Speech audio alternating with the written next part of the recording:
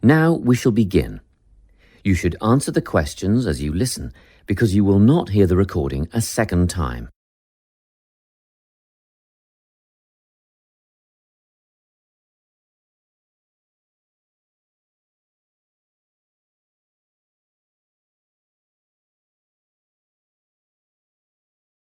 Listen carefully and answer questions 1 to 5. Good morning, Travel-Link. How can I help you? Good morning. I live in Bayswater and I'd like to get to Harbour City tomorrow before 11 a.m. Well, to get to Bayswater... No, I live in Bayswater. My destination is Harbour City. Oh, sorry. Right, so that's Bayswater to Harbour City. Are you planning to travel by bus or train? I don't mind, really. Whichever option is faster, I suppose. Well, if you catch a railway express, that'll get you there in under an hour. Let's see. Yes, if you can make the 9:30 a.m. express, I'd recommend you do that. Great. Which station does that leave from? Helendale is the nearest train station to you. Did you say Helensvale? No, Helendale. That's Helendale. What's the best way to get to the Helendale station then? Well, hang on a minute while I look into that. Now, it seems to me that you have two options. Option 1 would be to take the 7:06 bus from the Bayswater Shopping Centre to Central Street. When you get there, you transfer to another bus which will take you to the station. Or the second option, if you don't mind walking a couple of kilometres, is to go directly to Central Street and get straight on the bus going to the train station. OK. Which bus is that? The 792 will take you to the station. I guess the walk will be good for me, so that might be the better option. What time do I catch the 792? There are two buses that should get you to the station on time, one just before 9 o'clock and one just after. But look, at that time of the morning, it might be better to take the earlier one, just in case there's a traffic jam or something. The 8:55 is probably safer than the 9:05. Yeah, I don't want to miss the train, so I'll be sure to get on the 5 to 9 bus. Before you hear the rest of the conversation, you have some time to look at questions 6 to 10.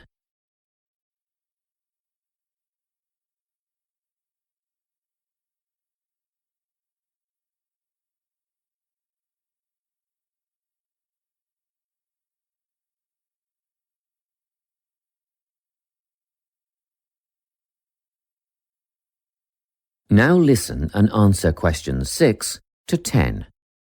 By the way, how much will I have to pay in fares? Well, you can get a ticket on the bus for $1.80 cash, and you'll need $10 each way for the train. Wait, do you have a Travel-Link card? No, but I can get one before tomorrow. OK, well, that'll make it considerably cheaper then. The bus will cost $1.50 each way, and the train will be... The train to Harbour City will still cost $10 because you'll be travelling during peak hours in the morning, so no savings there, I'm afraid. However, if you could come back at an off-peak time... What does that mean? Well, if you could start your return journey before 5 p.m. or later than 7:30 in the evening... Actually, I wasn't planning on coming back till at least 8 o'clock anyway. Oh, in that case, you can make quite a saving if you use your Travel-Link card. You did say you were planning to purchase one, didn't you? Yes, I'll pick one up later today. Good. That would mean your return train journey would only cost you $7.15 with your card. Thank you. Is there anything else I can help you with? Actually, there is. Do you know if I can use the Travel-Link card on ferries?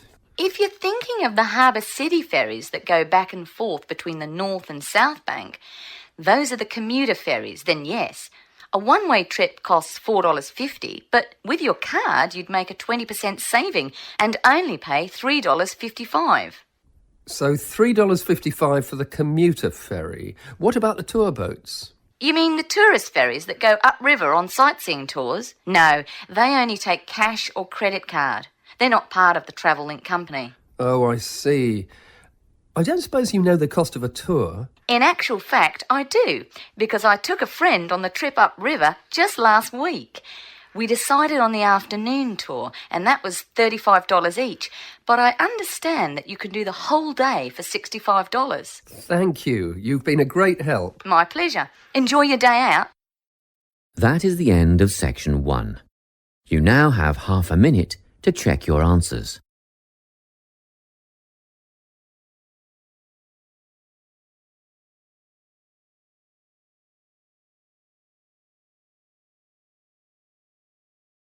Section 2.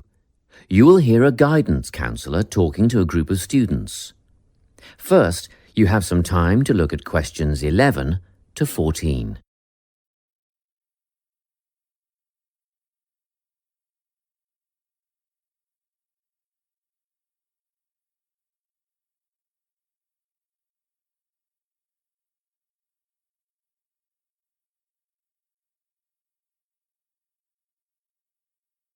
Listen carefully and answer questions 11 to 14. Hello everyone. I'm the Counselling Administrator here at St Ives College, and I've been asked to come and talk to you about our counselling team and the services that we offer. We have 3 professional counsellors here at St Ives: Louise Bagshaw, Tony Denby and Naomi Flynn. They each hold daily one-on-one sessions with students, but which counsellor you see will depend on a number of factors.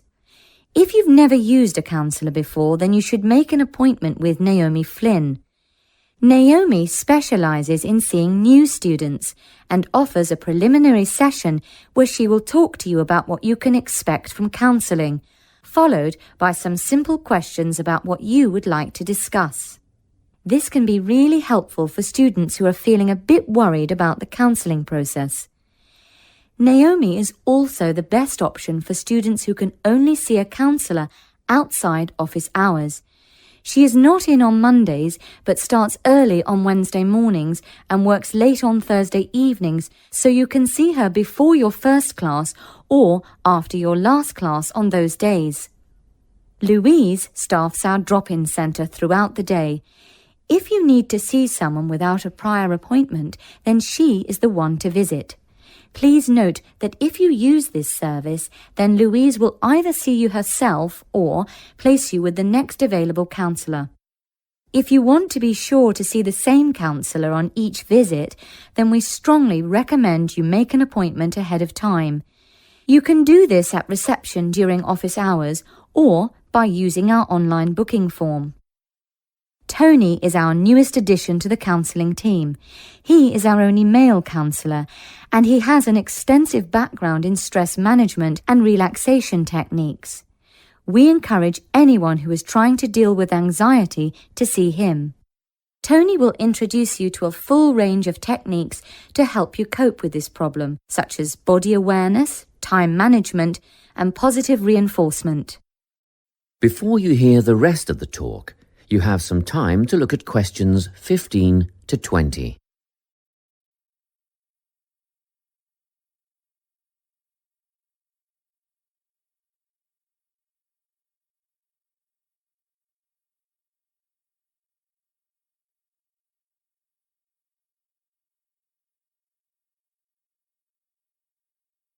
Now listen and answer questions 15 to 20.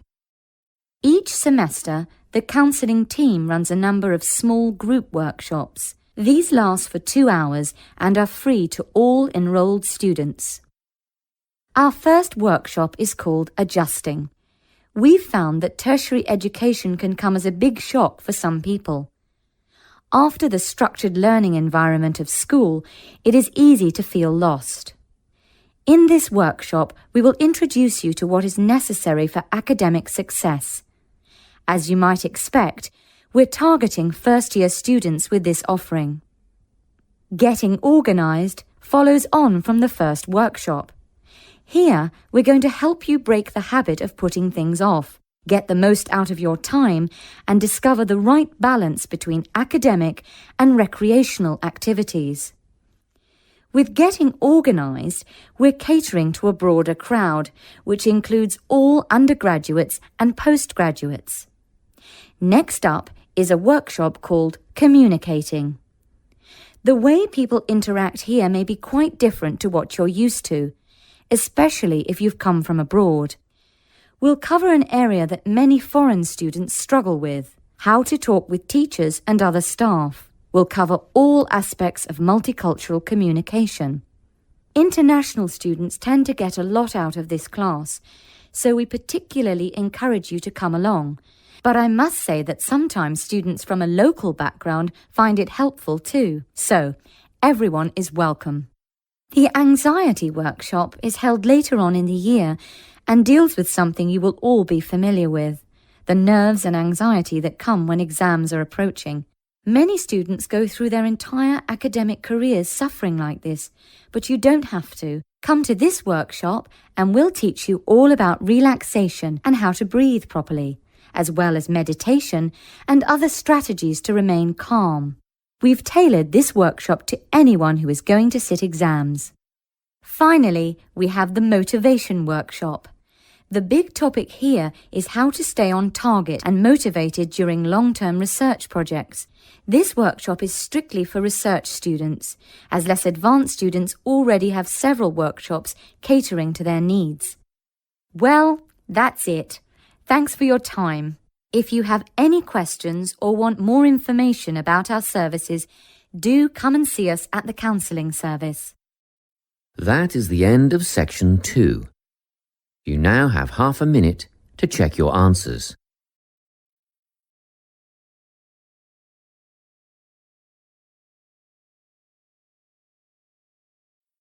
Section 3. You will hear a conversation between a tutor and two students who are preparing for an English literature test. First, you have some time to look at questions 21 to 24.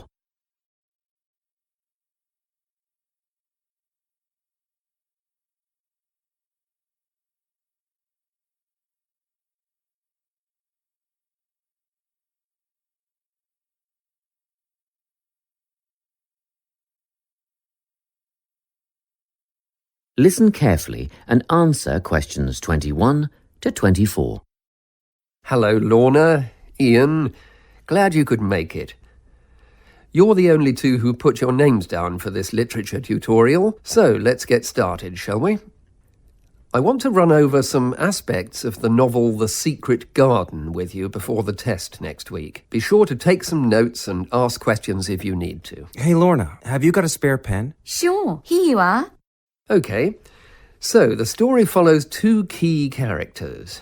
You should refer to them as protagonists, who go by the names of Mary Lennox and Colin Craven. The story is set shortly after the turn of the 20th century, and the narrative tracks the development of the protagonists as they learn to overcome their own personal troubles together. That's quite a common storyline, isn't it? Yes, you're right, Lorna. So what can you tell me about the character of Mary? Well, in the beginning, she is an angry, rude child who was orphaned after a cholera outbreak and forced to leave India and move to the United Kingdom to her uncle's house in Yorkshire. That's right. And there she meets Colin, who spends his days in an isolated room, believing himself to be permanently crippled, with no hope of ever gaining the ability to walk. The two strike up a friendship, and gradually learn, by encouraging each other, that they can both become healthy, happy and fulfilled in life. Will we need to remember a lot of these details for the exam? Just the basic outline. Examiners don't want to read a plot summary. They know what the book is about. Focus on narrative techniques instead, such as point of view. What's that mean? It's all about how we see the story. This story, for example, is written from the perspective of what is called an omniscient narrator. Omniscient means all-knowing. So, as readers, we get to see how all the characters feel about things, what they like and don't like, and what their motivations are in the story. Before you hear the rest of the conversation, you have some time to look at questions 25 to 30.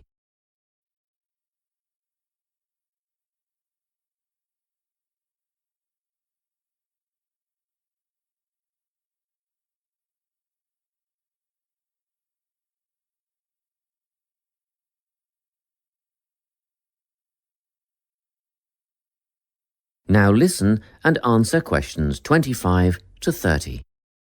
Won't it be hard to write a technical analysis? After all, it's a kid's book. Well, it was initially pitched at adults, you know. But over the years it has become seen as a more youth-orientated work. And you're right in a sense. The simple vocabulary and absence of foreshadowing make the story very easy to follow and ideally suited for children. But that doesn't mean there isn't much to analyse. Look at the symbolism, for instance. Symbols are things, right? Material things like objects that stand for abstract ideas. Absolutely, yes. And the author uses many of them. There's the robin redbreast, for example, which symbolises the wise and gentle nature that Mary will soon adopt. Note that the robin is described as not at all like the birds in India. Roses are used as well, as a personal symbol for Mistress Craven. You'll see they're always mentioned alongside her name, and Mistress Craven's portrait can also be interpreted as a symbol of her spirit. Are symbols just another name for motifs? No, motifs are a bit different. They don't have as direct a connection with something the way that a symbol does. Motifs are simply recurring elements of the story that support the mood. Are there any in this novel? Yes, two very important ones. The Garden of Eden is a motif. It comes up a few times in connection with the garden of the story. And then you've got the role that secrets play in the story. In the beginning, everything is steeped in secrecy, and slowly the characters share their secrets, and in the process move from darkness to lightness, metaphorically, but also, in the case of Colin, quite literally. His room in the beginning has the curtains drawn, and he appears at the end in the brightness of the garden. Anything else we need to know about? Yes. Nearly all novels explore universal concepts that everyone has experienced. Things like love, family, loneliness, friendship. These are called themes. The Secret Garden has a few themes that all centre on the idea of connections. The novel explores, for example, the way that health can determine and be determined by our outlook on life. As Colin's health improves, so too do his perceptions of his strength and possibility. The author also examines the link between our environment and our physical and emotional prosperity. The dark, cramped rooms of the manor house stifle the development of our protagonists. The garden and natural environments allow them to blossom, just as the flowers do. Finally, this book looks at connections between individuals, namely Mary and Colin. This necessity of human companionship is the novel's most significant theme, because none of their development as individuals would have occurred without their knowing each other. Well, that about sums it up, I think. That's a great help, thanks. Yes, thanks very much. That is the end of section 3. You now have half a minute to check your answers.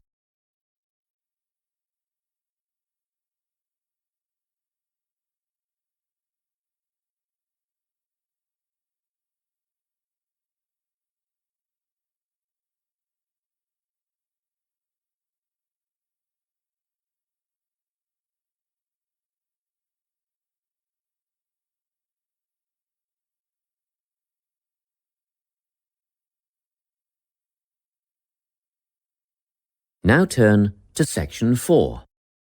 Section 4. You will hear a talk on the topic of time perspectives. First, you have some time to look at questions 31 to 40.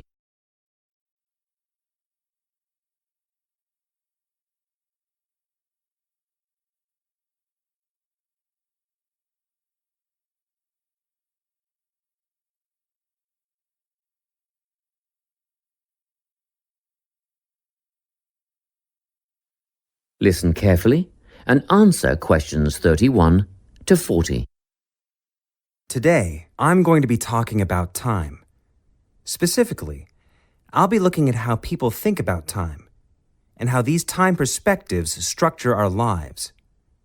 According to social psychologists, there are 6 ways of thinking about time, which are called personal time zones. The first two are based in the past. Past positive thinkers spend most of their time in a state of nostalgia, fondly remembering moments such as birthdays, marriages, and important achievements in their life. These are the kinds of people who keep family records, books, and photo albums. People living in the past negative time zone are also absorbed by earlier times. But they focus on all the bad things, regrets, failures, poor decisions. They spend a lot of time thinking about how life could have been. Then, we have people who live in the present. Present hedonists are driven by pleasure and immediate sensation. Their life motto is to have a good time and avoid pain. Present fatalists live in the moment too, but they believe this moment is the product of circumstances entirely beyond their control. It's their fate, whether it's poverty, religion, or society itself. Something stops these people from believing they can play a role in changing their outcomes in life. Life simply is, and that's that. Looking at the future time zone, we can see that people classified as future active are the planners and go-getters. They work rather than play and resist temptation. Decisions are made based on potential consequences, not on the experience itself. A second future-orientated perspective, future fatalistic, is driven by the certainty of life after death and some kind of a judgment day when they will be assessed on how virtuously they have lived and what success they have had in their lives. Okay, let's move on. You might ask, how do these time zones affect our lives? Well, let's start at the beginning. Everyone is brought into this world as a present hedonist. No exceptions. Our initial needs and demands, to be warm, secure, fed, and watered, all stem from the present moment. But things change when we enter formal education. We're taught to stop existing in the moment and to begin thinking about future outcomes. But did you know that every 9 seconds, a child in the USA drops out of school? For boys, the rate is much higher than for girls. We could easily say, well, boys just aren't as bright as girls. But the evidence doesn't support this. A recent study states that boys in America, by the age of 21, have spent 10,000 hours playing video games. The research suggests that they'll never fit in the traditional classroom, because these boys require a situation where they have the ability to manage their own learning environment. Now, let's look at the way we do prevention education. All prevention education is aimed at a future time zone. We say, don't smoke or you'll get cancer. Get good grades or you won't get a good job. But with present-orientated kids, that just doesn't work. Although they understand the potentially negative consequences of their actions, they persist with the behavior because they're not living for the future. They're in the moment right now. We can't use logic, and it's no use reminding them of potential fallout from their decisions or previous errors of judgment. We've got to get in their minds just as they're about to make a choice. Time perspectives make a big difference in how we value and use our time. When Americans are asked how busy they are, the vast majority report being busier than ever before. They admit to sacrificing their relationships, personal time, and a good night's sleep for their success. 20 years ago, 60% of Americans had sit-down dinners with their families, and now only 20% do. But when they're asked what they would do with an 8-day week, they say, that'd be great. They would spend that time laboring away to achieve more. They're constantly trying to get ahead, to get toward a future point of happiness. So, it's really important to be aware of how other people think about time. We tend to think, that person's really irresponsible, or that guy's power hungry. But often, what we're looking at is not fundamental differences of personality, but really just different ways of thinking about time. Seeing these conflicts as differences in time perspective, rather than distinctions of character, can facilitate more effective cooperation between people and get the most out of each person's individual strengths. That is the end of section 4. You now have half a minute to check your answers.